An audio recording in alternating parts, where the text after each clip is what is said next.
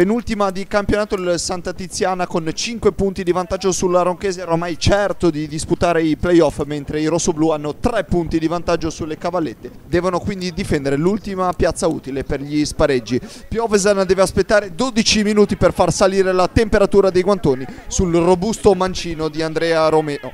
Mentre sugli spalti non tutti gli spettatori sembrano sentire la rigida temperatura del Taviene di Bavari, Mereu al 33esimo apparecchia il sinistro, però masticando la conclusione. La gara si accende nelle battute finali perché la punizione di Repetto al minuto 34 costringe Piovesan al volo pittoresco. All'ultimo minuto prima del riposo Andrea Romeo carica ancora il sinistro, che l'estremo di casa non è perfetto nel disinnescare. Facile il tap-in di Stumpo che porta in vantaggio la Ronchese. Ripresa e montaggio di Simone Maggi ci conducono alla ripresa, che viene sospesa per 7 minuti a causa di una fitta nebbia che aleggia sul terreno di gioco. La conclusione di Varosio alla ripresa viene macchiata da Aiello, costringendo Romeo in corner. Al 18 ancora l'estremo ospite deve sventare l'arcobaleno di Campisi diretto all'incrocio dei pali.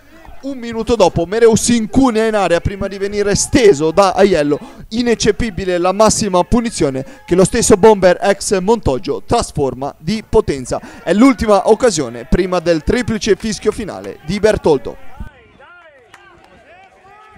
In un clima spettrale che poco si addice a fine aprile, Santa Tiziana e Ronchese si dividono la posta in palio. Santa Tiziana ormai tranquillo della seconda piazza, invece la Ronchese con questo punto si avvicina alla terza posizione, l'ultima valevole per gli spareggi.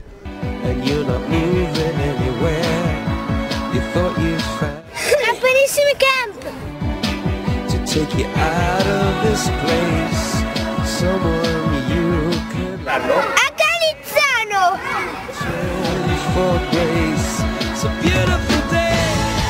Dal 23 al 29 giugno!